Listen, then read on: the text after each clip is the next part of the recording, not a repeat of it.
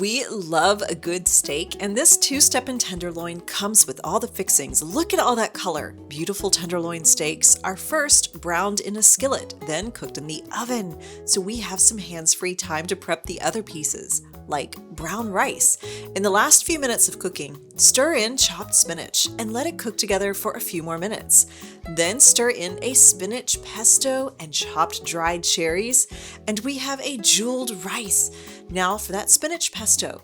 Process fresh spinach, chopped garlic, Parmesan cheese, and sliced almonds into a paste, and add a little water and olive oil to thin it out. The steak should be out of the oven by now, and it gets a few minutes of rest under some foil so it stays tender and juicy. When we're ready to plate, we'll spoon on the rice, maybe a swipe of pesto, topped with that delicious steak. Give some texture with more almonds, and share it with someone you love.